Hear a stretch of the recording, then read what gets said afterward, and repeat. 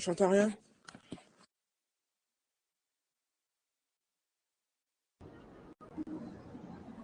Ah, là, c'est bon.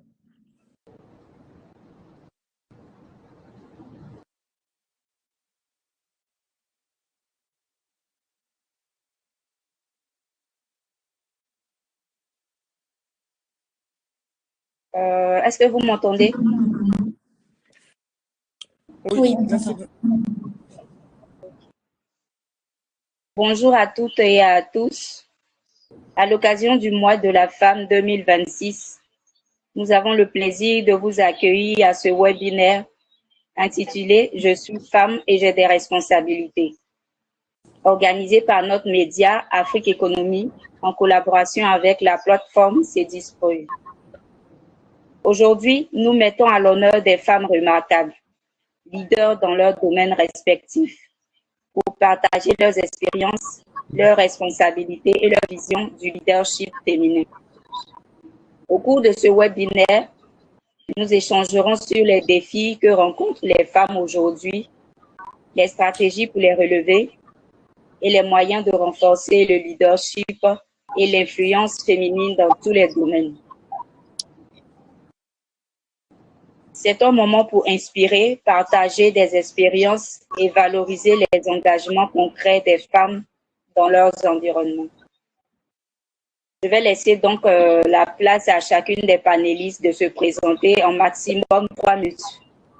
Je laisse la parole à Pamela qui va commencer. Merci.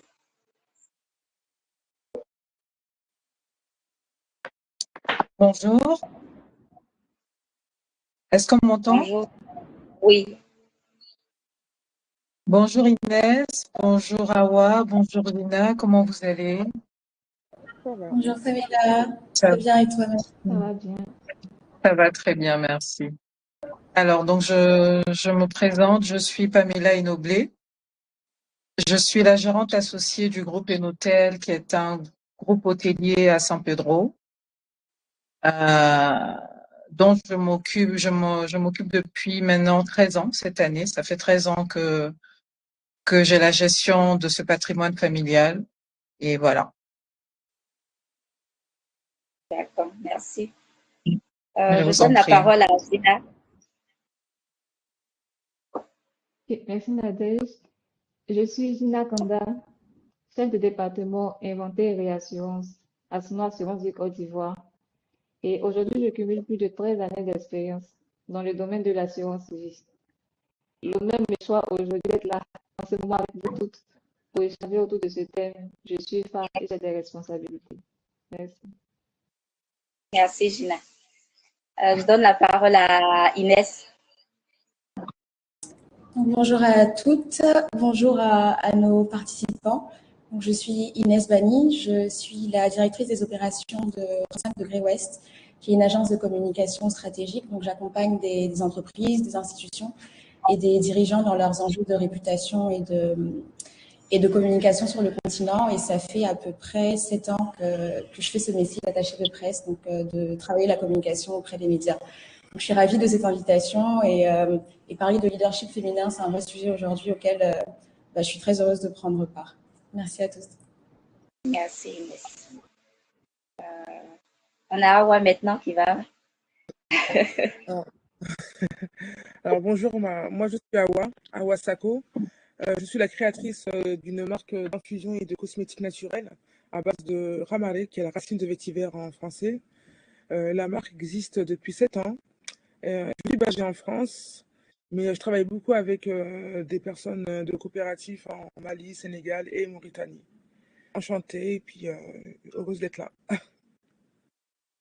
D'accord. Donc, on peut dire que les échanges vont commencer. Et la première question que je vais poser à chacune d'entre vous, c'est quelles sont, selon vous, les responsabilités les plus importantes liées à votre rôle actuel? Je vais commencer par Awa. Alors, bon, j'ai pas l'habitude de parler, de beaucoup parler de ça, donc c'est une première pour moi, on va dire. Donc les responsabilités, bah, il y en a pas mal. Bah, déjà, c'est que les clients ont confiance en moi. C'est très important, donc j'essaie de mettre en avant tout ce qui est produit naturel pour que les clients ou les abonnés ou autres ont une confiance totale à la marque. Donc, euh, donc voilà. Après, il y a aussi le côté de la confiance. Je suis désolée, hein, j'ai pas l'habitude de parler. Oui, il n'y a pas de De- souci. Après, il y a aussi la confiance. Il y a aussi la confiance et puis voilà, c'est ces deux choses-là les plus importantes. Merci. Et à Pamela, la question te revient encore. Pamela, alors, responsabilité. Si, en fait, si je veux parler de responsabilité, je vais juste raconter mon parcours et j'espère que à l'intérieur, chacun pourra voir la responsabilité qui m'incombe aujourd'hui. Euh, Comment je suis passée d'une héritière qui subit à une femme qui bâtit aujourd'hui. Comme je disais tout à l'heure, ça fait 13 ans. Ça fait 13 ans que j'ai repris l'entreprise familiale. Il faut savoir que j'ai repris en 2013. En 2013, j'avais 29 ans. Je venais juste d'arriver à San Pedro. Si j'avais encore les rêves plein la tête. Mais j'avais une mission. C'était de venir pas de gérer une entreprise familiale, mais de venir sauver une entreprise familiale, une entreprise qui était en faillite. Et je peux vous dire que cela était très difficile pour moi.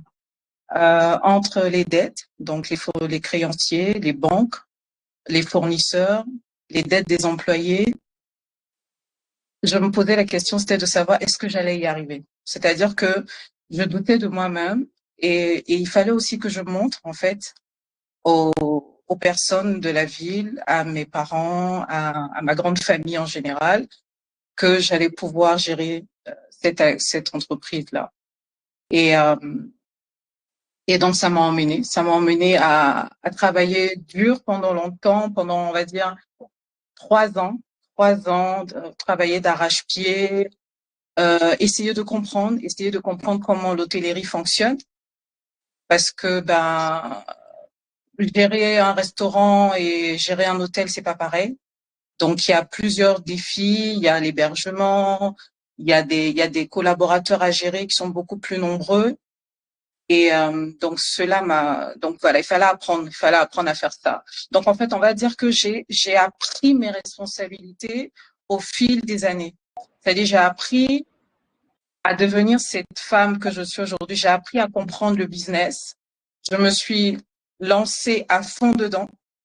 Et voilà. Et aujourd'hui, en tout cas, ça fait 13 ans que je gère une hôtel, qui devient maintenant une marque d'hôtel assez connue au niveau de la région de San Pedro.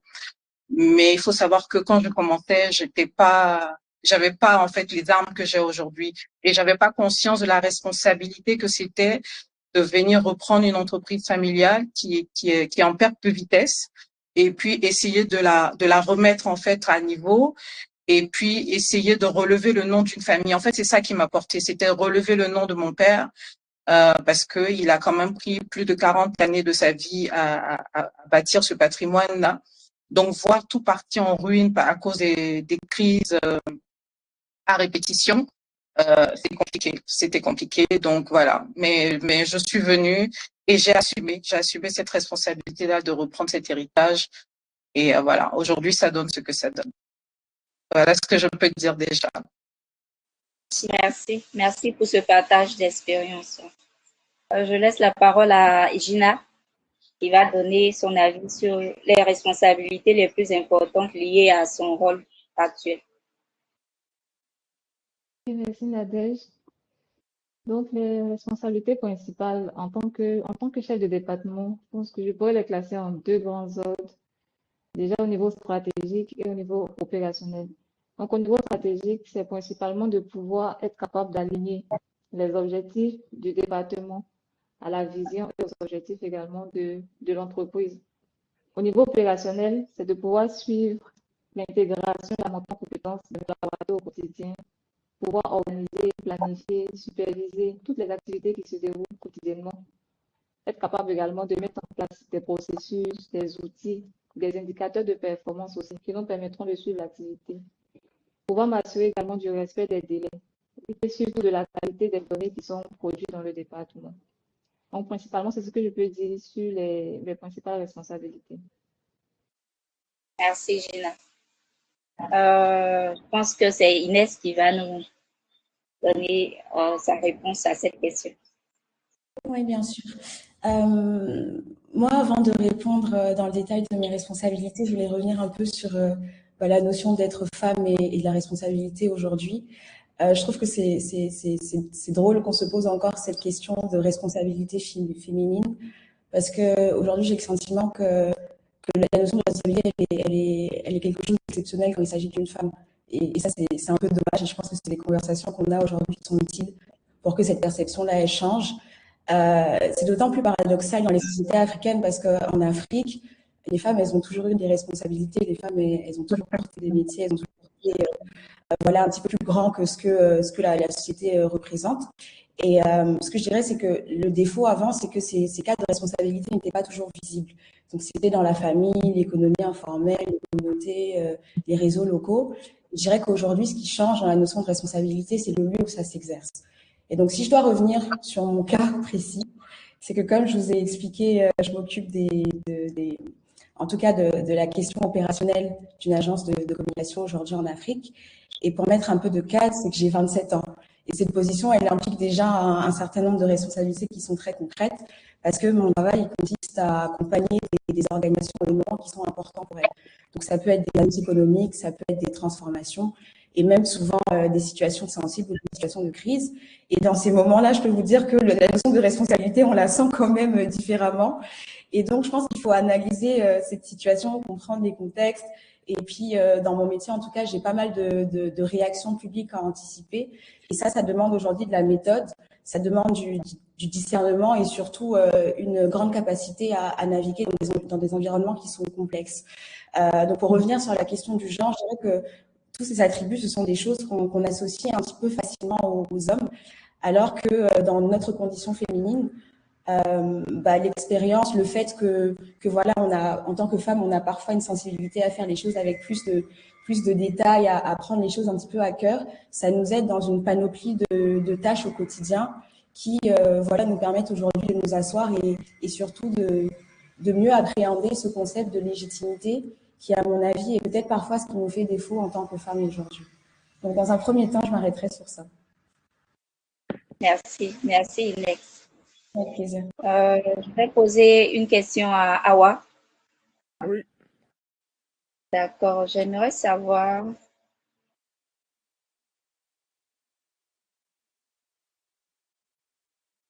quel a été le moment le plus difficile de votre parcours?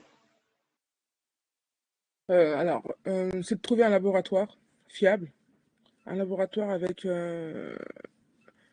des coûts de production pas très élevés, parce que pour moi c'était une première.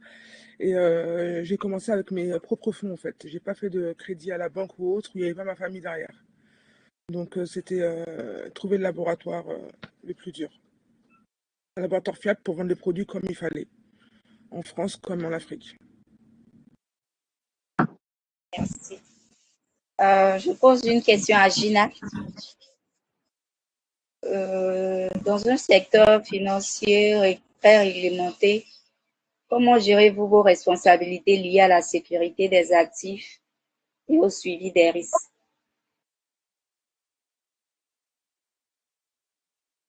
Donc, merci Naresh pour la question.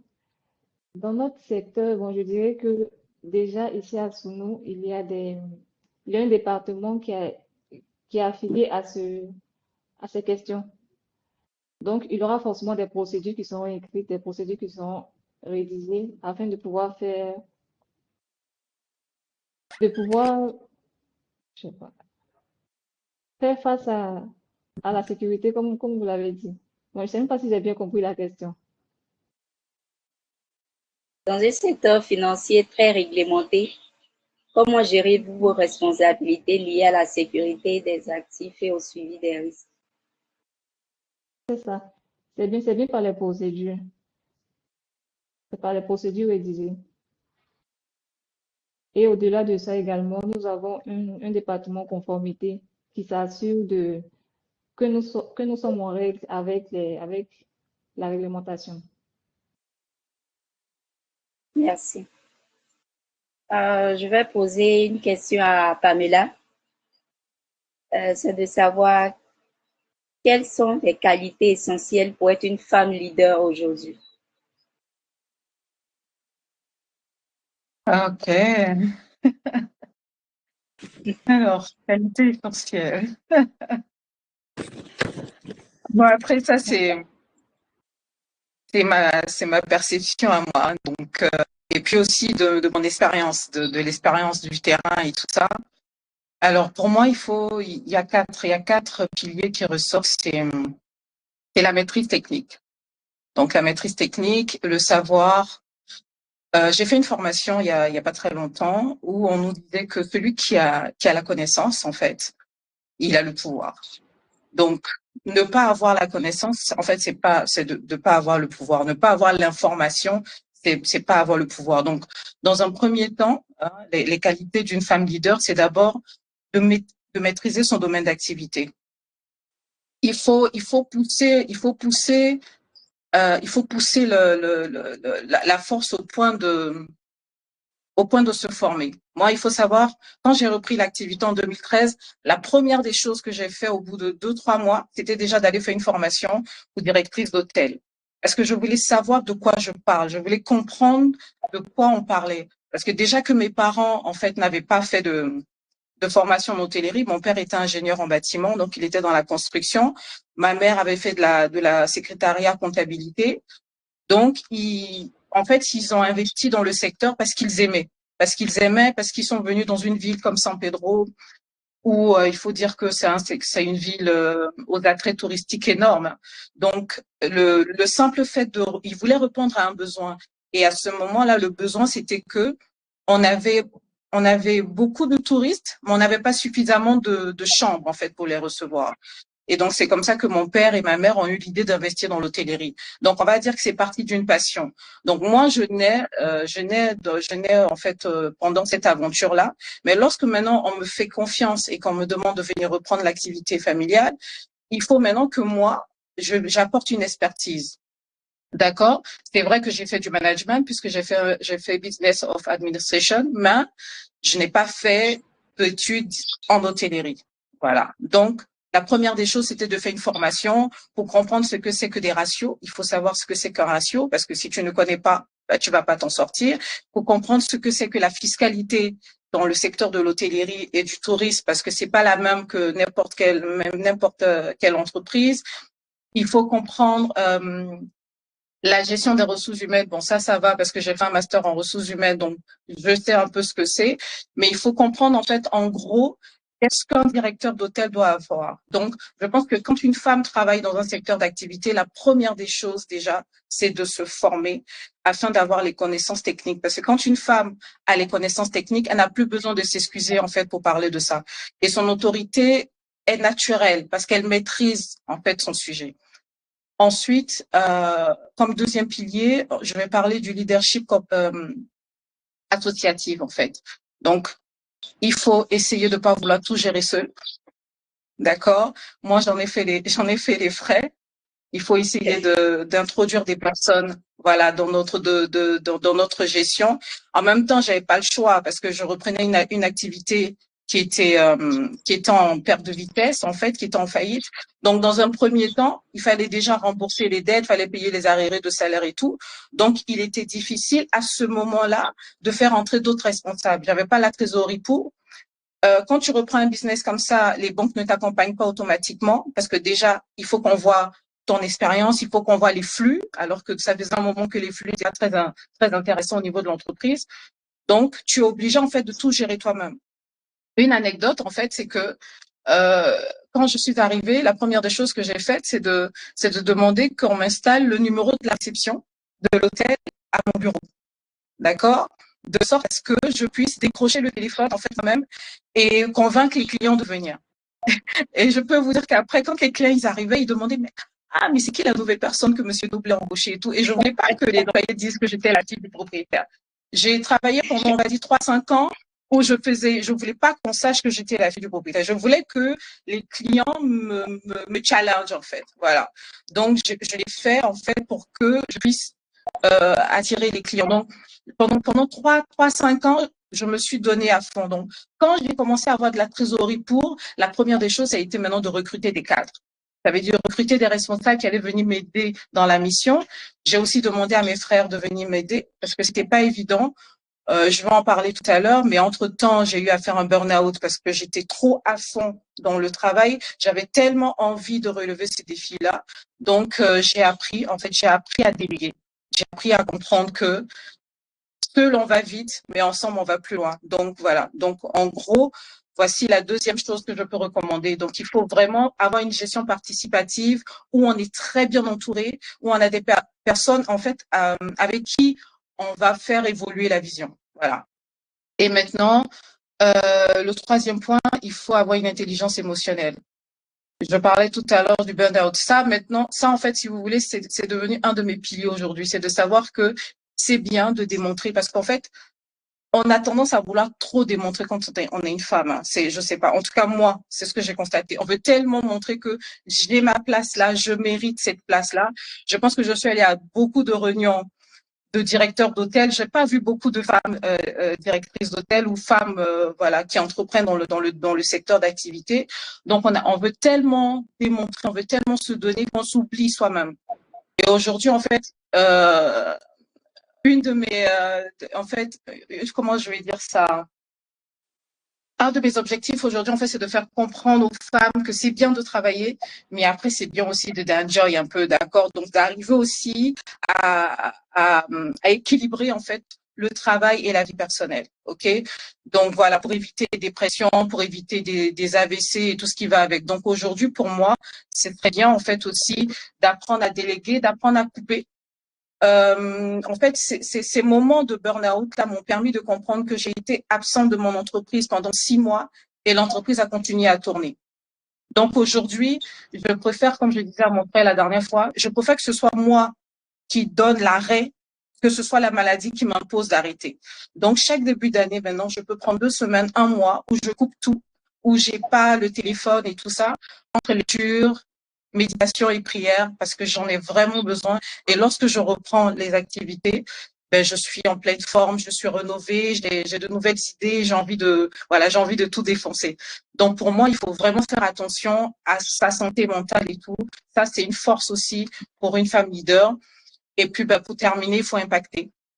Il faut impacter à la fin, ben oui, quand on arrive à faire tout ça, après maintenant on essaye de partager ça avec les autres. Ben, une des raisons pour lesquelles j'ai aussi accepté de participer à ce webinaire.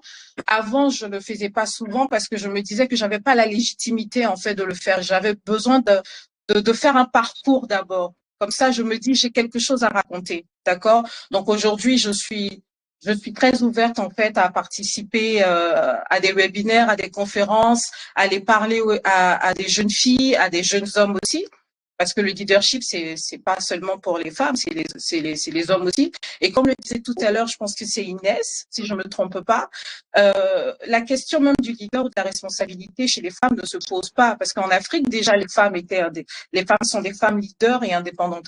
Moi, ma mère est celle, en fait, qui a quand même porté notre famille. C'est elle qui est à la base même de la création des hôtels. C'est vrai que c'est mon père qui est devant, mais c'est elle qui est à la base. C'est son idée, c'est son impulsion. Donc, les femmes, en général, ont cette responsabilité-là. Mais c'est vrai que dans la société, quand la société s'est modernisée, on a plus mis en avant les hommes. Donc, aujourd'hui, les femmes, quand elles viennent et qu'elles veulent prendre cette place, elles sont obligées de s'affirmer. Voilà, de montrer que oui, j'ai ma place là, oui, je sais de quoi je parle. Mais sinon, en vrai, je pense que toutes les femmes ont en elles un côté de leader. Donc voilà, donc en gros, je vais récapituler. Donc c'est la maîtrise technique, d'accord, un leadership collaboratif, l'intelligence émotionnelle. Et après, quand on a fini de faire tout ça, on essaye même sa communauté, sa ville et son pays. Voilà. Merci, Pamela. Vraiment, on a été... je vais m'adresser à Inès. La question sera, selon vous, quelles qualités sont indispensables pour réussir dans ce secteur que vous exercez? et assumer Très des bien. responsabilités importantes. Merci beaucoup, Nadège. Pamela, je voulais juste revenir sur ton intervention. C'était très intéressant ce que tu disais et je suis assez alignée. Je pense que nos questions se ressemblent assez. Je dirais que les qualités dans mon métier, elles sont assez concrètes. Elles relèvent plus de la manière de travailler que d'une posture en particulier. Je dirais que la première qualité pour moi, c'est la fiabilité dans le travail. Et ça, c'est quelque chose que j'apprécie pas. Un poste à responsabilité, on a besoin que les gens aient confiance en nous et puissent compter sur nous aussi, que ça soit au niveau des équipes, que ça soit au niveau des partenaires. En fait, tenir ces engagements, c'est vraiment ça qui garantit en fait la solidité et au final cette fiabilité dont je parle. Donc, se montrer solide à la fois dans la durée, montrer qu'on est quelqu'un de sérieux, parce que dans beaucoup d'environnements professionnels, au final, c'est vraiment ça qui fait la différence, qu'on soit une femme ou un homme. La deuxième qualité, je dirais que c'est peut-être la capacité à décider et à assumer ses propres décisions. Parce que diriger, ça implique forcément de prendre des arbitrages. Et je veux dire, parfois dans la vie d'une entreprise, on a différentes priorités. Il peut y avoir aussi différentes opinions. Ça, c'est quelque chose aussi qui fait pas mal pencher la balance. Et puis parfois, dans les contextes, on apprend finalement qu'il n'y a pas de solution parfaite. Je pense que ce qui est attendu d'un leader, au final, c'est pas d'être la personne qui a toujours raison, mais c'est d'être la personne qui est à l'écoute et qui peut donner justement une direction.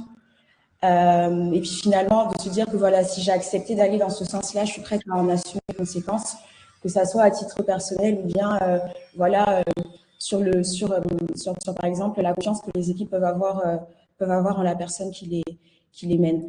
Je peux ajouter autre chose. Je dirais qu'une autre qualité qui fonctionne très bien avec les deux que j'ai déjà cités, c'est l'adaptabilité, parce que les organisations, elles évoluent. Et le fait de pouvoir s'adapter à différents contextes, s'adapter aussi à différentes journées. Enfin, dans le métier que je fais, il n'y a pas vraiment de journée qui ressemble à la précédente. Donc ça aussi, c'est quelque chose qu'il faut pouvoir assimiler, c'est quelque chose qu'il faut pouvoir solidifier aussi. Et donc, c'est parfois être très directif ou bien parfois savoir faire preuve d'un petit peu plus de souplesse dans l'écoute, comme je disais, ou bien souplesse aussi dans l'accompagnement. Et donc, oui, dans mon métier, au final, cette capacité d'adaptation, elle est essentielle pour me permettre de fonctionner efficacement. Je finirai en disant que le volet un petit peu solidité personnelle, il est tout aussi important.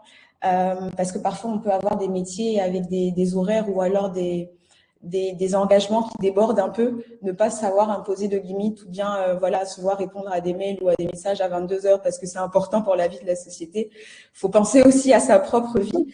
Et je dirais que voilà. Non, c'est vrai, il faut penser à sa propre vie.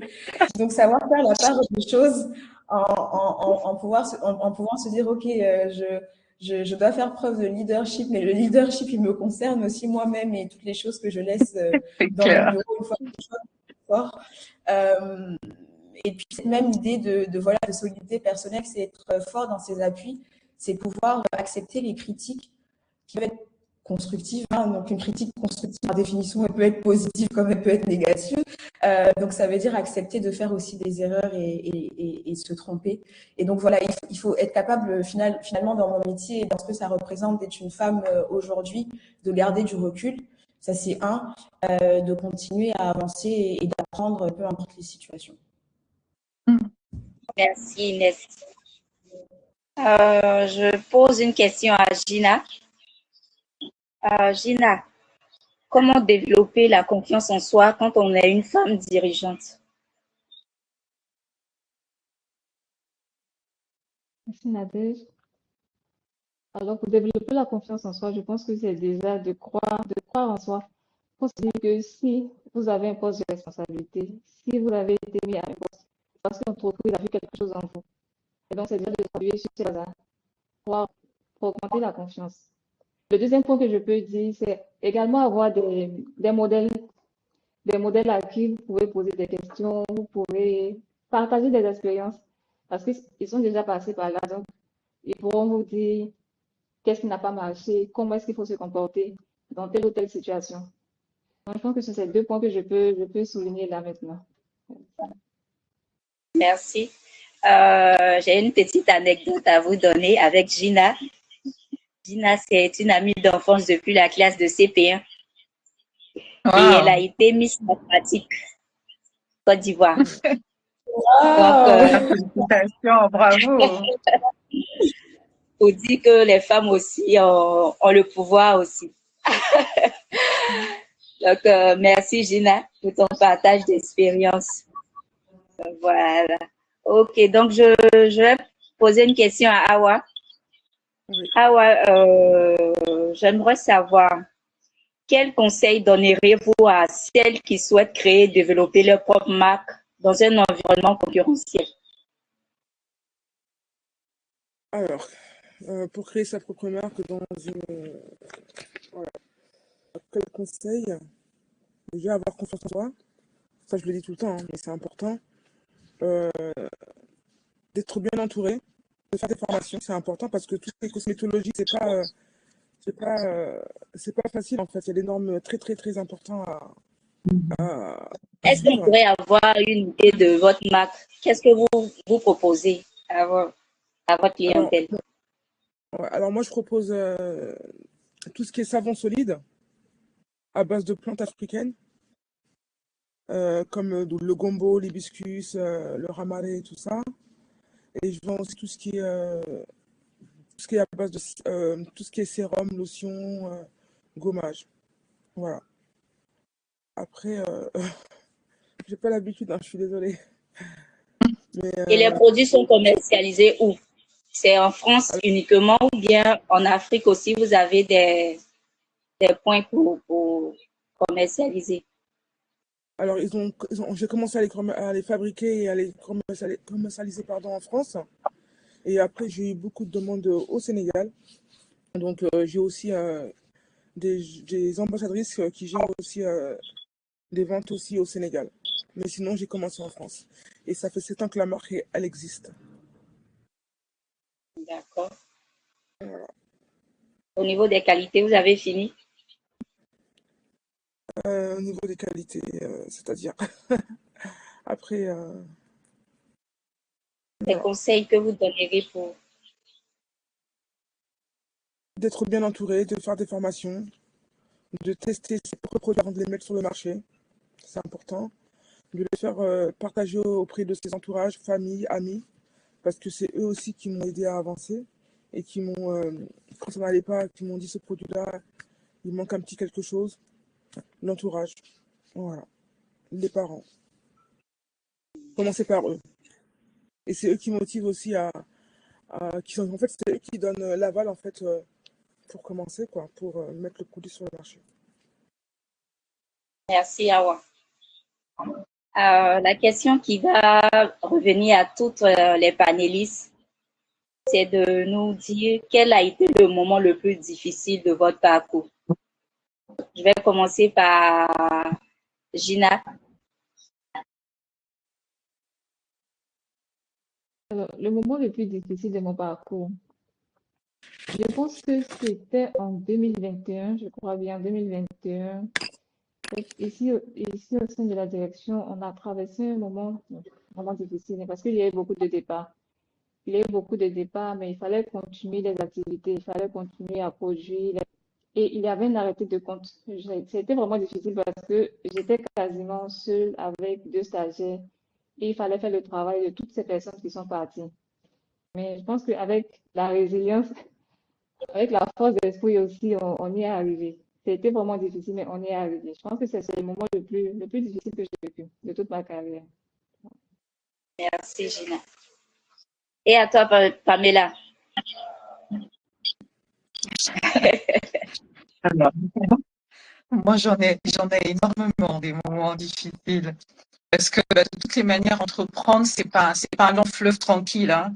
C'est un fleuve qui demande des décisions très courageuses.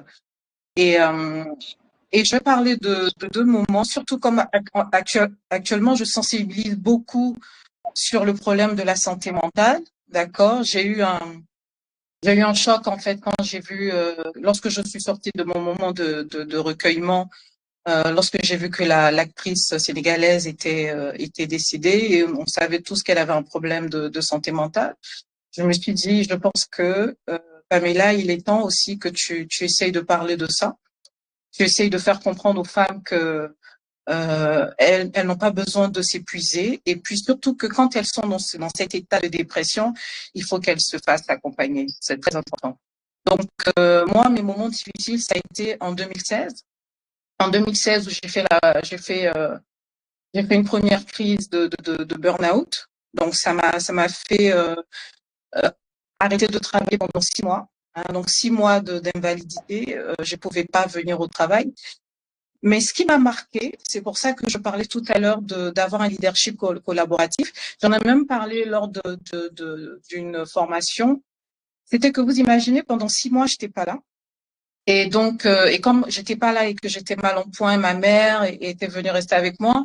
À l'époque, mes frères travaillaient pas encore avec moi. Chacun travaillait dans sa structure. Donc, ma mère est venue rester avec moi, mon père aussi. Et donc, on a laissé l'entreprise comme ça entre les mains des collaborateurs. OK? Donc, vous imaginez, je signe des chèques. D'accord? Je signe des chèques. Les chèques sont là. Donc, c'est les responsables qui étaient là, qui devaient gérer les dépenses et tout ça, avec payer les salaires et toutes ces choses-là. Et je suis revenue 6 mois après. Pour moi, c'est une grâce de Dieu. Je suis revenue 6 mois après, j'ai trouvé les comptes blindés.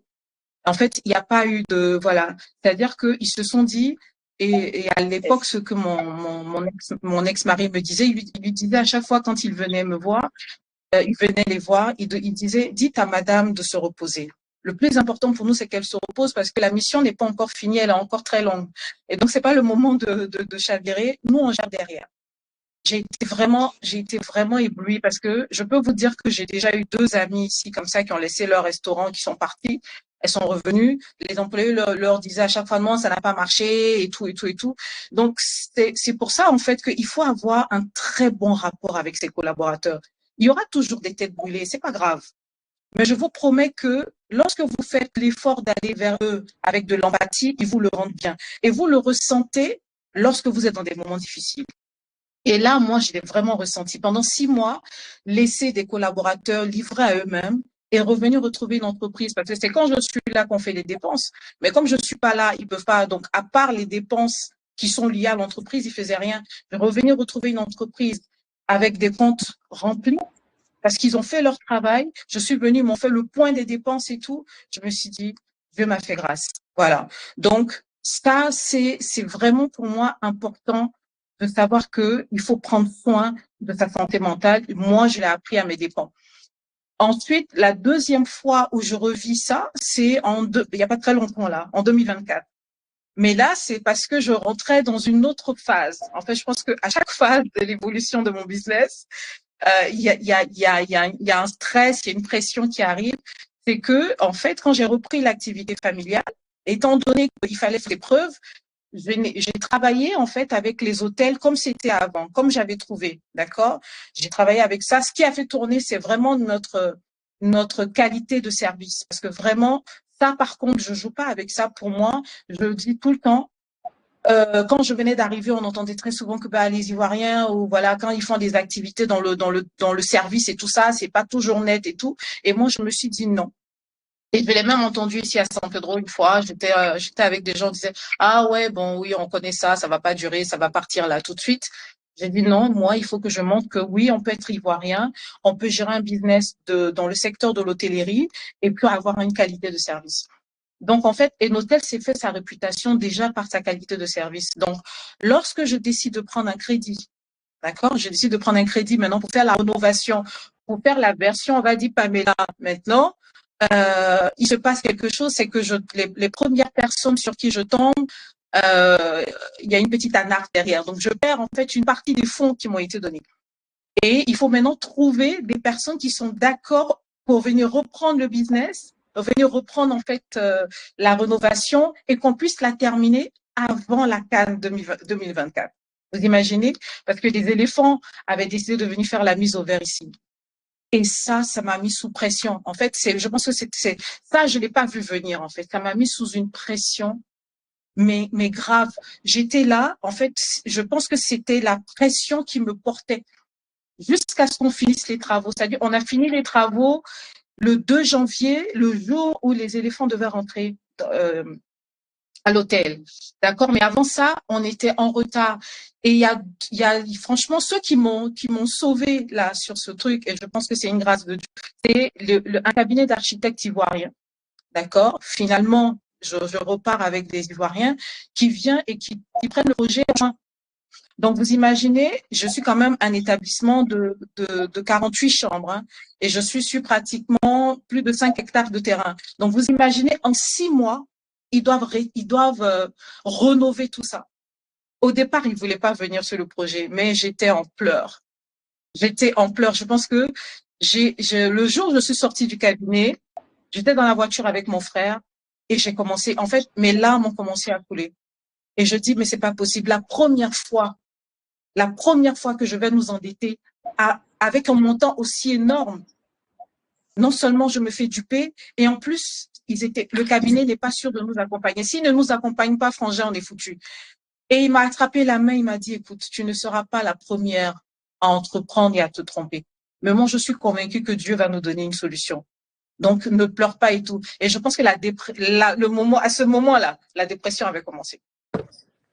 D'accord? Donc, c'était des pleurs et tout ça, jusqu'à ce qu'ils me rappellent derrière pour me dire, ils sont OK pour commencer le travail. Mais quand ils commencent le travail, je suis tous les jours là, avec les ouvriers, à les suivre du matin comme au soir. C'est-à-dire que les ouvriers ont travaillé pendant 6 mois sans s'arrêter. Il y avait une équipe de jour, il y avait une équipe de nuit. Et pour faire en sorte même qu'ils continuent de travailler, on a eu l'idée de mettre en place un repas. C'est-à-dire qu'on faisait un repas sur le site et ils mangeaient en même temps, ils reprenaient le travail sans s'arrêter pendant 6 mois. Quand on a fini ça, je me suis effondrée.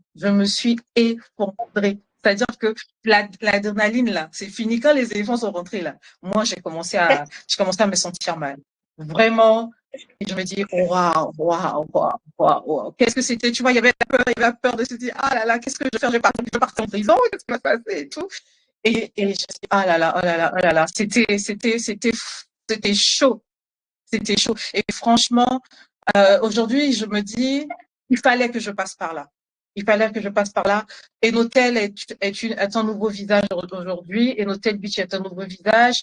Les gens qui rentrent ici se disent, waouh, la qualité de la rénovation, la qualité de l'investissement, ça valait le coup. Mais voilà, ça m'a coûté ça. Donc en fait, voici, c'est les 2 moments, en tout cas, où j'ai eu une pression assez forte et que j'ai pas pu maîtriser, et ça m'a emmené. Donc voilà. Donc en 2024 aussi, j'arrête de travailler pendant pratiquement 3 mois. Donc je n'ai pas le temps, en fait, c'est-à-dire les 3 premiers mois du nouveau Enotel, de cet investissement, je le vis pas avec mes collaborateurs parce que je suis pas là. Je disparais encore. Et quand je reviens maintenant, je reviens pour que voilà, on commence à faire la promotion, on commence à présenter le nouveau cadre aux gens, et voilà. Donc voici les 2 moments difficiles que j'ai vécus, mais Dieu m'a donné une force, en fait, c'est d'avoir des collaborateurs qui sont avec moi. Voilà, des collaborateurs qui sont avec moi, que j'ai pu intégrer dans cette vision-là de réaliser ce rêve familial, de faire du groupe Enotel une marque, en fait, dans le secteur de l'hôtellerie. Voilà. Donc j'espère que j'ai bien répondu à votre question. Merci. Merci, Pamela. Merci. Inès, quel a été le moment le plus difficile dans ton parcours? Alors, bon, moi, c'est un peu spécial parce que, en communication stratégique, on fait surtout de la crise. Donc, si vous voulez, c'est chaud tous les jours. Donc, la difficulté dans mon travail, elle se situe un petit peu ailleurs. Donc, je dirais que, si je dois me remettre un petit peu dans tout le contexte, je dirais que la grande difficulté dans mon expérience professionnelle, en tout cas la plus récente, ça a peut-être plutôt été mon retour en Afrique.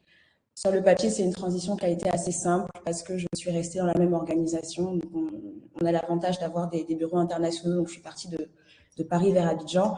Donc, il y a eu une vraie continuité professionnelle, donc le même métier, les mêmes exigences et puis au final, la même culture de travail. Mais dans mon expérience, je dirais que revenir s'implanter professionnellement sur un territoire, c'est beaucoup plus que ça. Et le vrai défi pour moi, ça a été de m'ancrer dans un nouvel environnement. même si je suis ivoirienne et que c'était rentré vivre où j'avais toujours longtemps vécu. S'ancrer professionnellement, ça veut dire pour moi comprendre que les équipes locales et les écosystèmes d'organisation dans lesquels on a travaillé, ils ont évolué. Et ça ne s'apprend pas vraiment dans un manuel. Donc, dans mon métier de la communication stratégique, c'est particulièrement important parce qu'on travaille, comme j'avais dit tout à l'heure, avec des organisations, etc.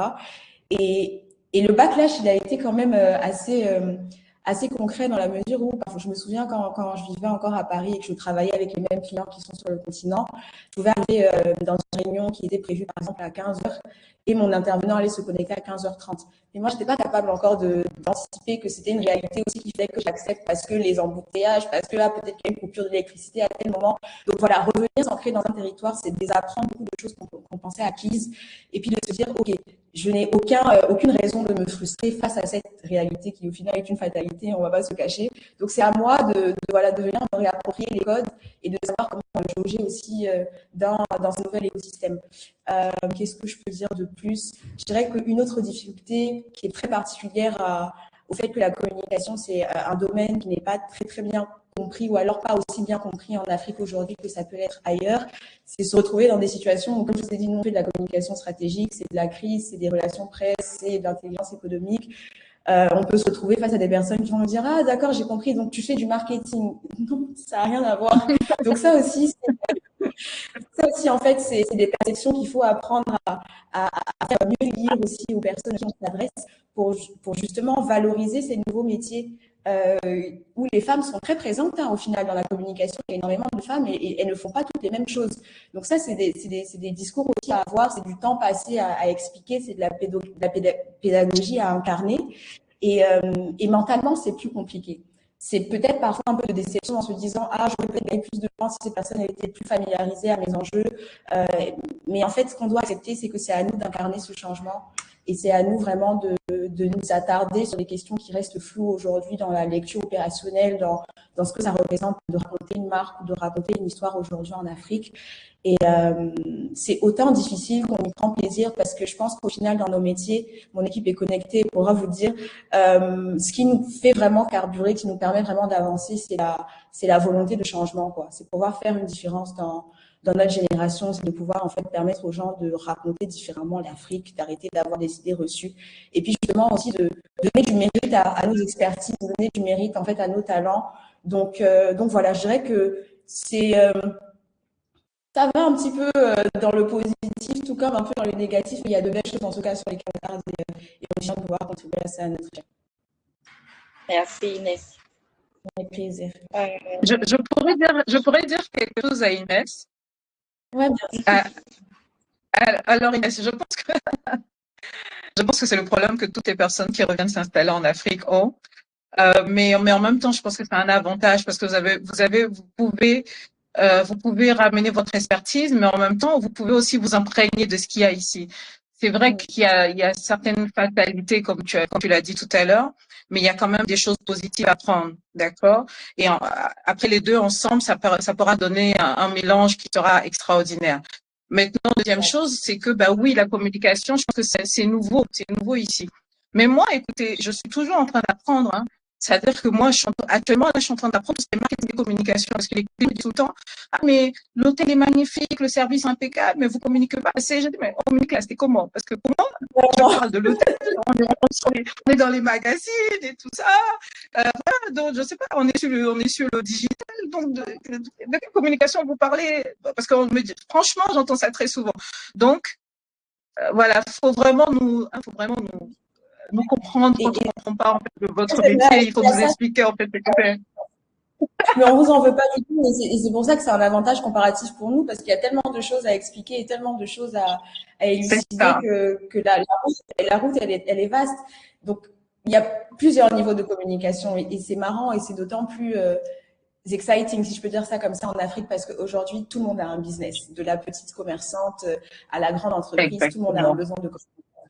Et donc, aujourd'hui, ce qu'on doit éclaircir, c'est comment on fournit des usages, enfin des éléments de réponse qui correspondent aux usages de différentes personnes. Moi, comment nous on vend la communication à une banque, ça sera jamais de la même manière qu'on vendra de la communication à ton hôtel, par exemple. Tu vois, donc il y a différents niveaux d'intégration et pour ça, il y a différents niveaux d'agence aussi. Donc, je pense que ce genre de lecture-là est nécessaire aujourd'hui dans nos économies parce que la Côte d'Ivoire consomme communication à toutes les échelles et ce serait dommage en fait de ne pas structurer en fait cette lecture. Et là, je pense bien que tu as Inès qui va t'aider dans la communication.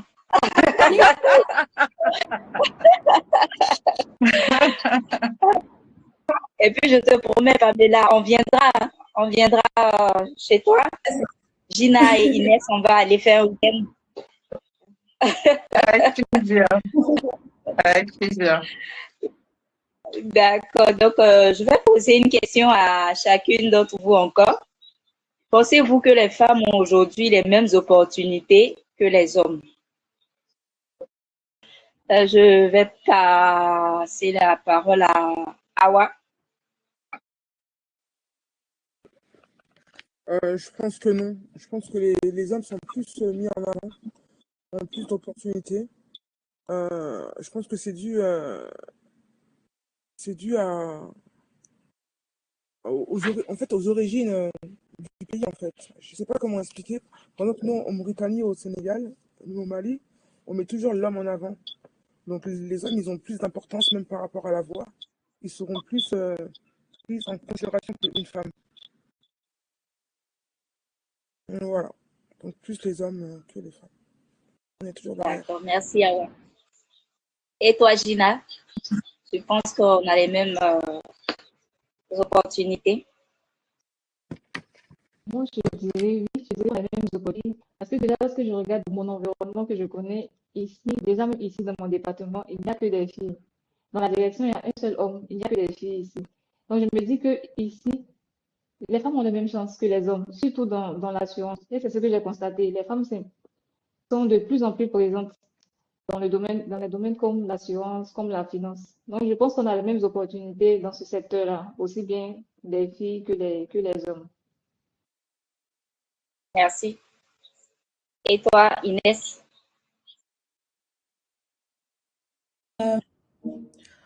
Moi, personnellement, j'aurais tendance à dire oui, hein.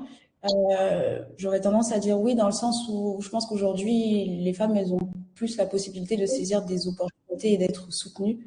Je veux dire, on parle beaucoup d'égalité, c'est un sujet qui est vachement important, mais je pense qu'il faut reconnaître aussi les efforts qui ont été faits. Je pense que les institutions et les entreprises, elles sont aujourd'hui beaucoup plus conscientes du fait que les femmes ont et sont historiquement désavantagées. Donc, ça veut dire qu'il y a des mécanismes aujourd'hui qui existent de plus en plus pour corriger ce déséquilibre. Et donc, ça veut dire qu'aujourd'hui, les femmes qui ont des projets, elles ont la possibilité d'être soutenues à des hauteurs qui parfois sont plus avantageuses que les hommes. C'est-à-dire quand on parle de promotion de la diversité, tous les programmes de leadership qu'on voit qui sont menés par les femmes, des initiatives pour encourager leur présence dans des secteurs qui sont des secteurs parfois très intellectuels. Je veux dire, les portes, elles nous sont ouvertes aujourd'hui beaucoup plus qu'avant. Ça, c'est normal. Enfin, et Dieu merci, ça comme ça. Et oui, dans certains cas, ces situations-là, ça devient un avantage parce qu'il y a une volonté réelle, vous voyez, de faire entrer les femmes dans de nouveaux espaces. Et ça, je pense qu'il faut qu'on saisisse en fait cette nouvelle vague-là de se dire, bah, moi, j'ai la capacité ou alors le projet que je fais, je peux porter la voix de plusieurs personnes en donnant cet exemple-là.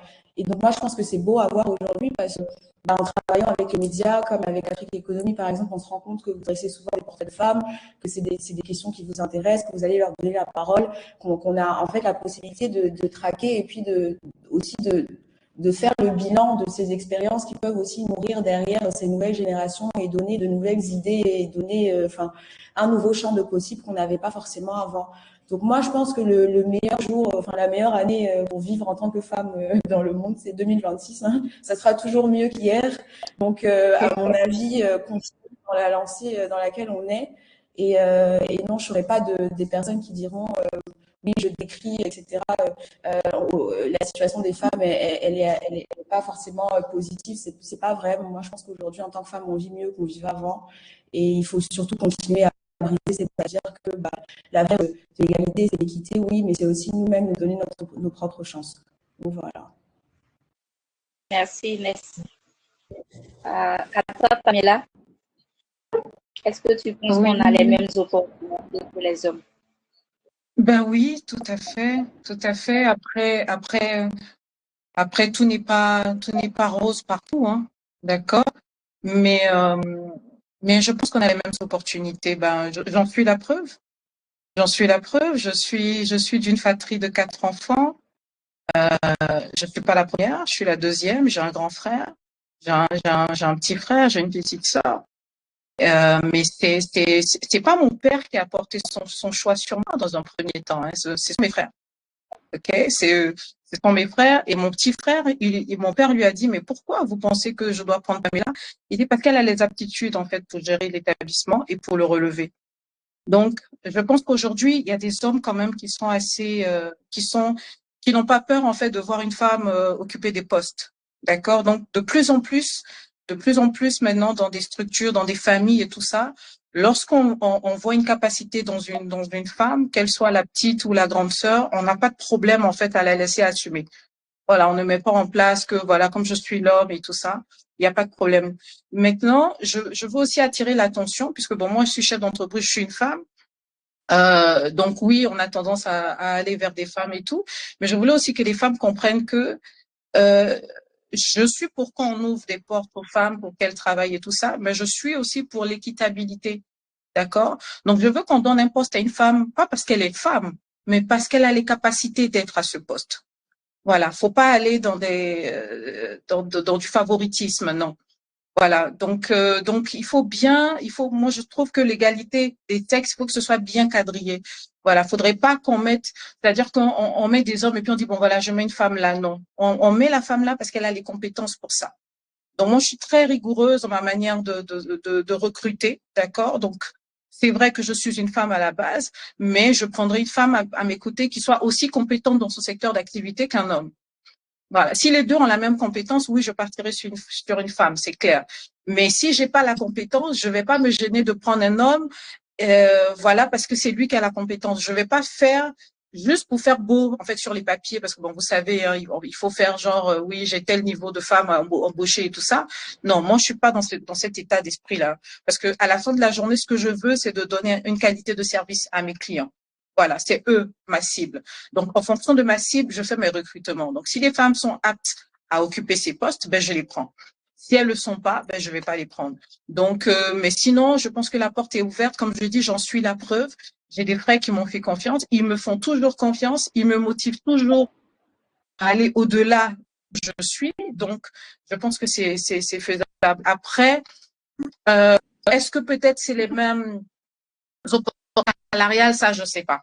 Voilà. Moi, chez moi, oui. Il y a pas une femme qui fait un boulot et puis elle va dire que parce qu'elle non. Moi, chez moi, là, c'est comme c'est moi-même qui fixe les salaires. Là, je sais que oui, les femmes sont autant bien payées que les hommes. Mais dans les grandes structures, je sais pas comment ça fonctionne. Moi, je pense que c'est plutôt là quelquefois que se pose la question. Est-ce que la femme est autant rémunérée qu'un homme au même poste? C'est là où il y a le questionnement. Voilà. Donc, mais sinon, pour moi, aujourd'hui, les femmes sont dans la société. Elles sont là et elles relèvent les défis. Voilà. Aujourd'hui, on a une voix qui porte. Et ça, il faut pas négliger ça. Voilà, comme Inès disait tout à l'heure et les autres, c'est que bah, avant, c'était avant. Aujourd'hui, c'est différent. Aujourd'hui, c'est différent. Aujourd'hui, voilà, on peut parler. On peut aller, j'ai vu même une fois lors d'une réunion de députés, une femme qui est partie avec son bébé, voilà. On peut aller avec son enfant. Moi, je connaissais pas. Je vais pas mentir. Je pense que je vais. Avant, j'avais l'impression qu'il fallait choisir carrière ou vie personnelle. Ça, c'était vraiment mon entendement pour moi. Je me disais que c'était compliqué de vouloir faire carrière et puis d'avoir une vie personnelle encore à côté, donc enfant, mari et tout ça. C'est Bon, la question comme qui, j'ai dit, je vient. tire les leçons, je tire les leçons de tout ça, hein. Donc j'ai appris, si vous voulez, moi j'ai grandi en gérant l'entreprise. J'ai appris à accepter qu'une femme peut être enceinte. Pourtant, je suis une femme. Je pourrais dire, moi, je suis assez transparente et assez vraie. Pourtant, je suis une femme. Mais j'ai appris à vivre avec ça parce que c'est pas évident à travailler avec ça. Et je pense qu'il y a quelqu'un que j'admire beaucoup parmi mes collaborateurs qui est ma responsable d'hébergement, mais qui est en même temps aussi mon assistante. C'est que je l'ai vue travailler enceinte pendant 12 mois. Pendant 9 mois, pardon. Pendant 9 mois sans s'arrêter.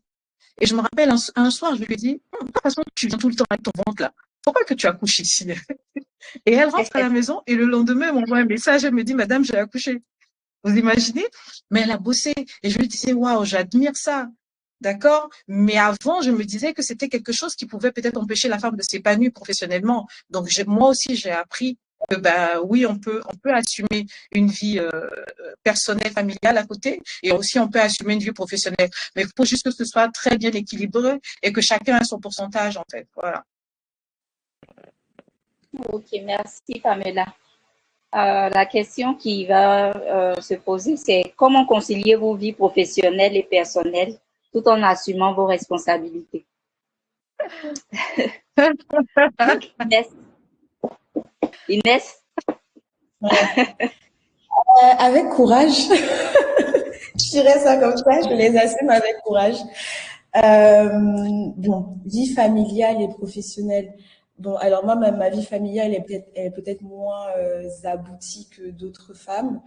Euh, bon. Alors, ce que je pourrais dire par rapport à ça, je pense que c'est important de prendre du temps pour soi, mais je dirais qu'aujourd'hui, moi, je pars vraiment du principe que le travail est libérateur. Donc, le travail devrait nous permettre de nous émanciper, devrait nous permettre de nous découvrir, devrait nous permettre de grandir. Je pense, à un stade de carrière, je suis encore fini de grandir. Et donc, je pense que je priorise encore cet aspect-là de ma vie parce que c'est un aspect qui va me permettre, en fait, de faire plus de choses dans un temps d'eux quand j'aurai déjà, voilà, assis quelque chose d'important. Donc, en fait, moi, je pense que je suis dans une phase de consolidation où, en fait, c'est un parti pris et c'est quelque chose que j'assume et que j'accepte, que je pense que ça ne devrait pas être une conversation difficile pour une femme de dire en 2026, le travail, ça peut être ma priorité du moment. Ça ne le sera pas peut-être toujours, mais dans cet instant de ma vie que j'ai choisi, c'est important pour moi d'être, comme je disais tout à l'heure, une personne de confiance, une personne qui peut faire valoir son expérience, qui peut faire valoir ses compétences, avoir quelque chose que j'ai construit, sur quelque chose sur lequel je peux me baser comme un tremplin demain pour faire d'autres choses qui seront encore plus libératrices. Pour moi, le travail est un tremplin vers la notion de bonheur ou la notion, voilà, de satisfaction. Et je pense que voilà, il faut bien sécuriser cette valeur-là pour pouvoir voilà, être demain dans un cadre familial où on se dit ok, j'ai une tête assez reposée pour savoir que d'autres personnes voilà, ont à charge des responsabilités que moi j'ai déjà eues. Ça ne veut pas dire que je serai indisponible pour mon travail, mais j'aurai assez fait pour ce travail-là pour pouvoir être disponible pour ma famille, mes enfants et la personne avec qui je souhaiterais voilà, boucler tout ça. Donc, c'est un peu comme ça que je prends les choses en ce moment. Et la distinction que je fais, c'est le temps que je peux prendre pour moi à titre personnel. Donc, c'est-à-dire essayer de casser un peu le rythme du travail, avoir des week-ends qui sont un petit peu des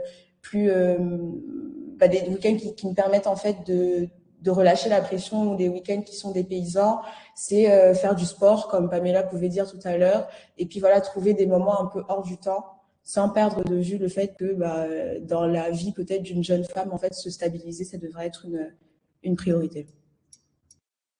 merci Inès.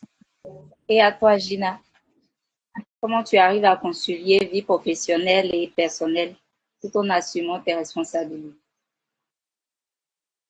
Pour moi, je dirais que ça, c'est l'organisation.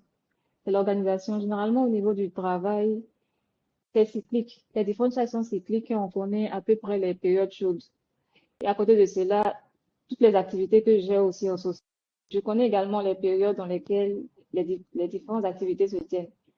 Donc, c'est l'organisation qui me permet de pouvoir jongler entre vie professionnelle, vie sociale, vie familiale.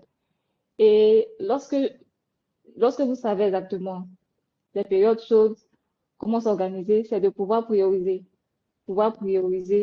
et pouvoir faire des arbitrages aussi. Ce que j'ai constaté, il peut arriver des moments où, même lorsqu'on se dit qu'on est organisé, il est difficile de pouvoir répondre, être disponible pour tous ces différents points de la vie. Mais dans ces cas-là, c'est de pouvoir demander de l'aide, pouvoir déléguer, pour pouvoir répondre à ces différentes responsabilités dans ces différents points. Au-delà de ça aussi, c'est de ne pas oublier, comme l'a dit tout à l'heure Inès, de prendre du temps pour soi. Moi, pendant plusieurs années, j'ai toujours pensé que prendre le temps pour soi, c'était une perte de temps. Mais c'est nécessaire, c'est nécessaire de prendre du temps pour soi. Et depuis peu, j'essaie de le faire au moins un week-end dans le mois où je ne planifie aucune activité. Et c'est ce temps que je m'accorde à moi-même. Voilà. Merci, Gina. Et Pamela? Ah, ça, c'est une question compliquée. Donc, qu'est-ce que tu mets dans personnel? Est-ce que personnel, Personnel, tu veux dire mari, enfant, ou personnel, la famille en général, maman? la famille, ça peut être la famille. D'accord, ok. Alors, bah écoute, avec moi, il y a pas de sujet tabou. Je pense que Inès l'a dit tout à l'heure. Je sais qu'elle est un peu plus jeune que moi, euh, mais mais j'ai fait le choix qu'elle a fait à son âge en fait, et je pense que jusqu'à aujourd'hui, je suis encore dans ce choix-là.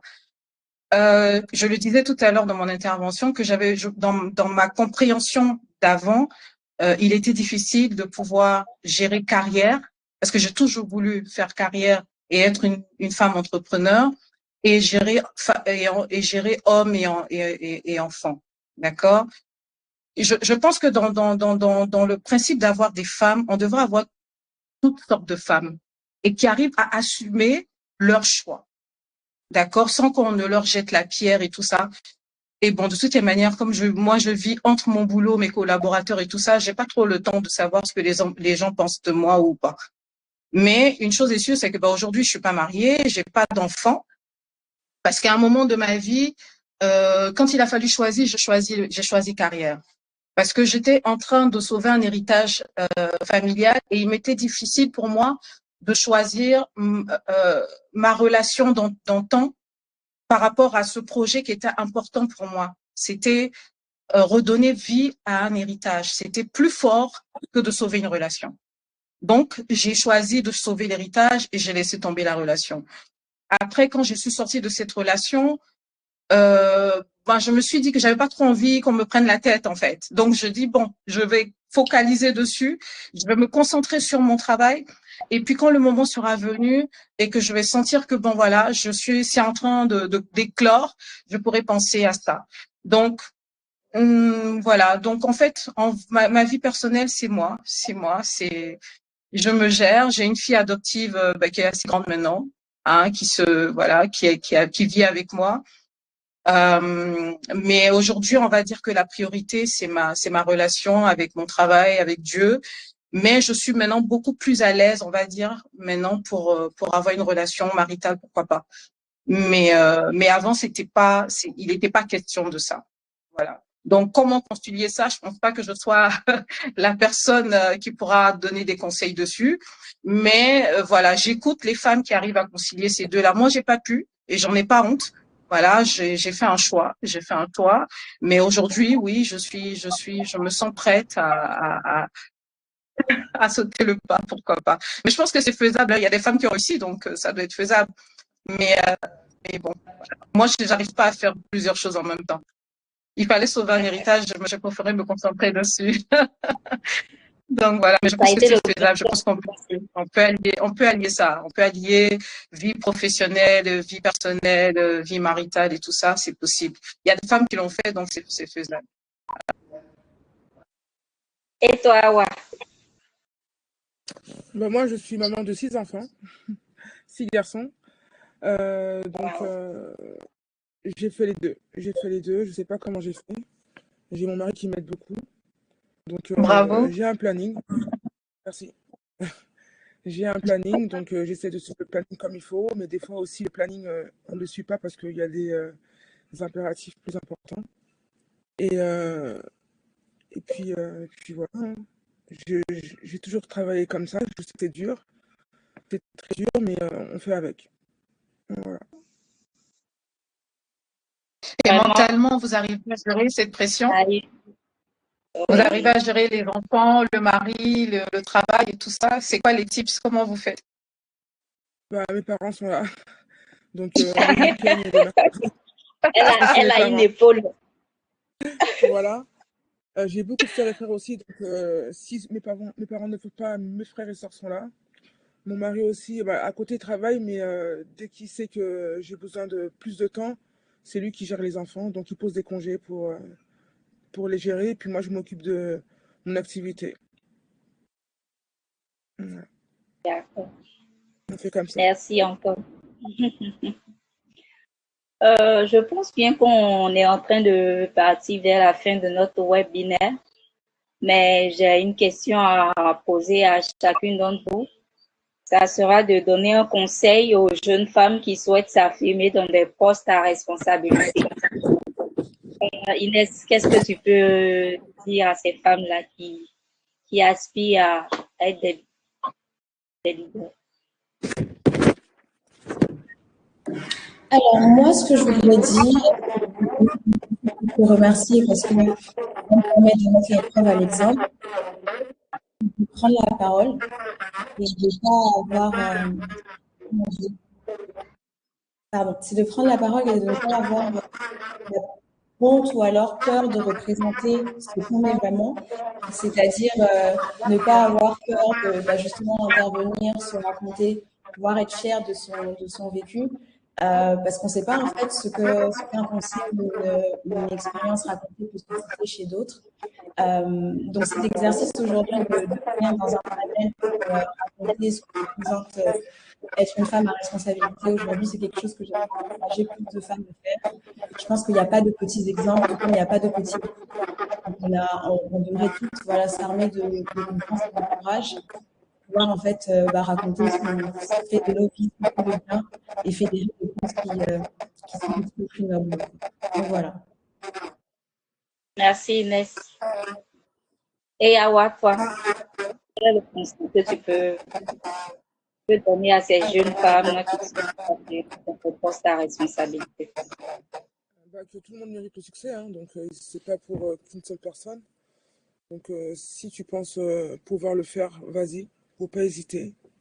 Après c'est dur, hein, mais tout ce que Dieu fait, c'est bon, quoi. Ton destin est déjà écrit. Donc si tu dois le faire, si tu dois avoir le succès, tu l'auras. Et pour l'avoir, faut l'essayer, faut le faire, faut y aller. Merci. Gina? Pour moi, à des jeunes filles, je leur dirais d'abord d'avoir confiance en elles. D'avoir confiance en elles, comme je l'ai dit tout à l'heure, si elles sont déjà dans l'entreprise, c'est parce qu'elles ont les capacités pour pouvoir répondre aux attentes de l'entreprise. Donc déjà qu'elles aient confiance en elles. Et deuxième point, c'est d'avoir l'humilité. Avoir l'humilité de reconnaître ses faiblesses et d'accepter de se faire former. Parce que c'est vrai on peut vouloir accéder à des postes de responsabilité, mais il peut y avoir des petits défauts ou des limites. Donc, c'est déjà de les identifier, avoir l'humilité de savoir qu'on a des limites et de se faire former pour pouvoir être pleinement digne du poste, si je peux le dire ainsi. Et puis, en troisième point, c'est toujours d'avoir un modèle, avoir quelqu'un avec qui échanger, avec qui partager les expériences, pouvoir tirer de tout ce que la personne a fait de bien, a accompli de bien. Donc, c'est ces trois conseils que je donnerais à des filles qui souhaitent prendre des postes de responsabilité. Merci. Pamela? Un conseil à ces femmes? Alors, quel conseil je peux vous donner? Écoutez, on a parlé de femmes et de ses responsabilités. Alors, moi, je peux dire aux femmes que faut qu'elles cherchent à être des leaders, pas pour impressionner les gens, mais simplement pour faire sortir le potentiel qui dort en elles, en fait, cette soif, ce don que le Seigneur a mis en elles et qu'elles doivent mettre en valeur pour pouvoir impacter. Voilà. Donc, qu'elles soient des leaders pour elles-mêmes d'abord en premier. Et elles peuvent être leaders partout. C'est seulement dans un bureau, on peut être leader à la maison, on peut être un leader dans son foyer, on peut être un leader dans sa communauté religieuse, sociale, culturelle et tout ça. Et on peut être un leader aussi dans le domaine, dans le secteur professionnel. Mais il faut qu'elles soient des leaders partout où elles seront en fait, que ce soit familial, professionnel, social et tout. Faut qu'elles laissent éclore ce qu'il y a en elles parce que je pense que si les femmes arrivent à mettre en avant de plus en plus leurs dons, le monde va s'en porter meilleur. Merci, Pamela. La dernière question que je vais vous poser est de savoir quels sont vos projets à court terme et puis votre mot de fin, bien sûr. Awa. Alors, à court terme, j'aimerais bien me développer en Côte d'Ivoire, Mali, Sénégal. Sénégal, c'est déjà fait, mais beaucoup au Mali et puis en Côte d'Ivoire. Et la Mauritanie, qui est mon pays natal. Voilà.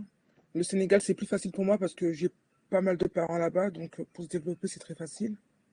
Et pour le mot de la fin, allez-y en fait. Ne cherchez pas à comprendre, la vie est courte. Voilà. C'est tellement beau. Gina.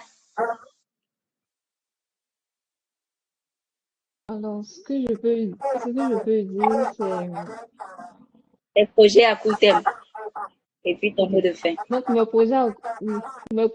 pour mes projets à court terme, je pense que c'est déjà de continuer à me former, pour pouvoir remplir mon rôle de chef de département, pour pouvoir répondre aux différentes attentes de la direction envers moi.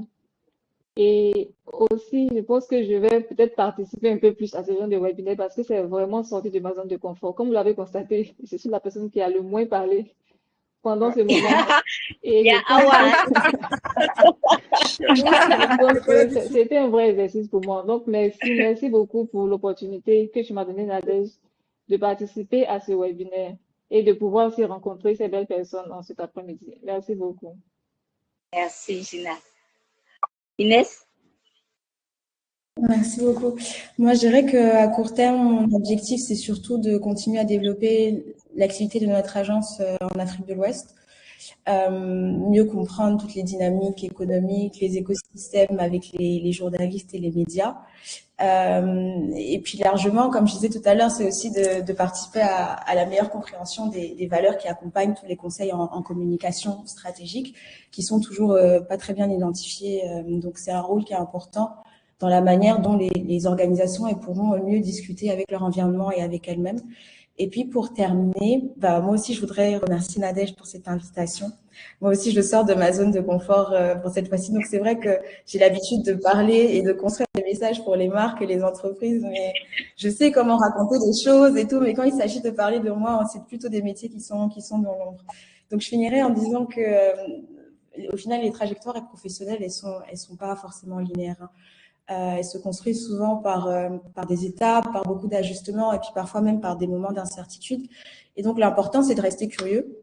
C'est ce que je dirais pour finir, de continuer à apprendre comme ça a été dit et puis de pas avoir peur d'occuper les espaces qui, a priori, n'étaient pas censés être les nôtres. Et je pense que si on continue comme ça, chacun à son niveau, on pourra continuer à faire évoluer nos organisations, nos différents secteurs dans lesquels on travaille et puis chacune à son niveau, le pays dans lequel elle réside. Donc voilà.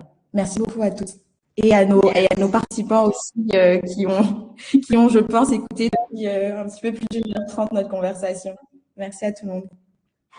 Merci Inès. Pamela? Alors, projet à court terme, ce sera de terminer la rénovation de mon deuxième hôtel, parce qu'on a 2 hôtels à San Pedro. Il y a Enotel Beach dont je parle beaucoup, qui est l'hôtel en bord de mer. Et on a un autre hôtel au centre-ville dont cette année, nous allons nous concentrer sur la rénovation et on part sur des critères de 2 étoiles là-bas. Enotel Beach, on est 3 étoiles. Je pense qu'on n'est pas très loin d'avoir une 4e si on continue de travailler comme on le fait.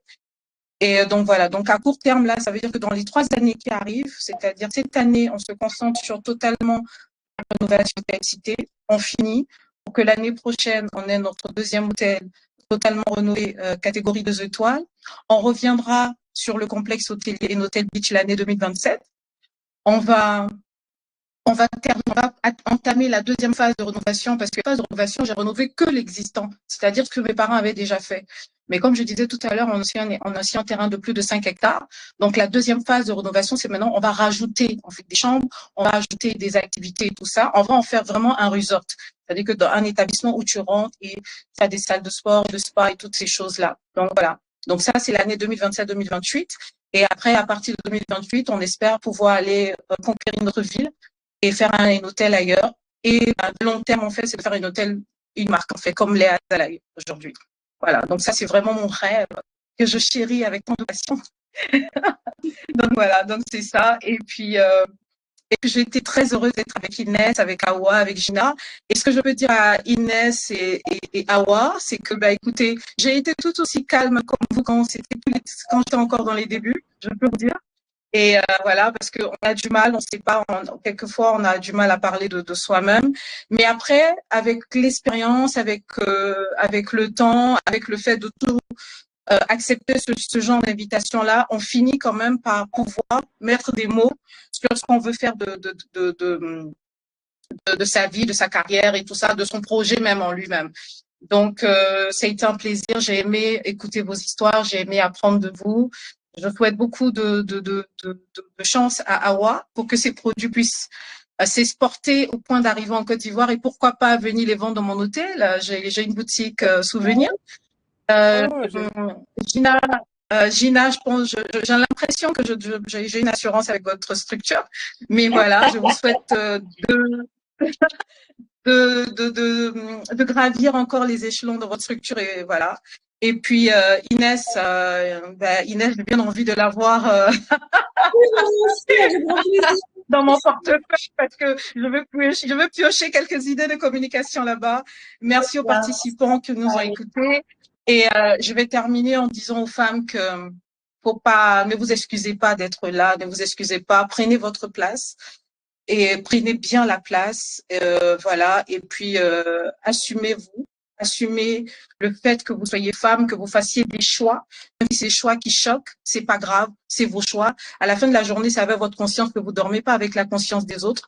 Donc vous faites les choses parce que ça vous plaît à vous, pas aux autres. Vous vous mariez si ça vous plaît, vous faites des enfants si ça vous plaît, je sais pas moi, vous faites un mariage à 4 ou à 20 ou à 100 si ça vous plaît, faites ce qui vous plaît, vous. Voilà, pensez à vous d'abord et après, vous allez pouvoir penser aux autres. Je termine en disant, moi, je suis très chrétienne. Le Seigneur nous a dit de nous aimer. Il a dit quoi? Il a demandé, le premier commandement, c'est d'aimer Dieu de tout son cœur, de toute son âme, de toute sa force et tout, et d'aimer notre prochain comme nous-mêmes. Donc, aimez-vous. Si vous vous aimez pas, vous pouvez pas aimer les autres. Donc, aimez-vous avec vos qualités, vos faiblesses et tout ça, et c'est pas grave. Et puis voilà, vous allez pouvoir aimer aussi les autres avec leurs qualités et leurs faiblesses. Sur ce, je vous souhaite d'aller, voilà, très, très, très, très, très loin. Merci encore, merci Pamela. Pamela, je viens de lire au niveau des participants, il y a Monsieur Donald Daka qui a promis être dans votre complexe. Donc, ne sera pas le seul puisque Inès et Gina, nous irons au week-end. Avec plaisir, avec plaisir, avec plaisir. D'accord, donc je vais terminer. Alors que nous clôturons ce webinaire en ce mois de la femme, nous tenons à remercier chaleureusement nos panélistes pour leurs témoignages inspirants et leurs conseils précieux. À travers leur parcours dans l'entrepreneuriat, la communication, la finance et le leadership, elles nous rappellent que les femmes assument des responsabilités multiples avec courage, détermination et créativité. Ce webinaire met en lumière non seulement le leadership féminin, mais aussi l'importance de promouvoir et défendre les droits des femmes dans toutes les sphères de la vie professionnelle et sociale. Il nous rappelle que chaque femme, en s'engageant pleinement, peut transformer l'environnement et contribuer à une société plus équitable. Merci à toutes et à tous pour votre participation et votre engagement. Continuons à célébrer, soutenir et valoriser les femmes aujourd'hui et chaque jour pour un avenir où les droits et responsabilités sont pleinement reconnus. Nous vous donnons rendez-vous pour un prochain webinaire avec l'équipe Afrique Économie et CEDISpace. Merci encore et je vous dis au revoir. Merci. Merci. Au revoir les filles. Au revoir. Merci. Au À revoir. très, très bientôt. À très bientôt.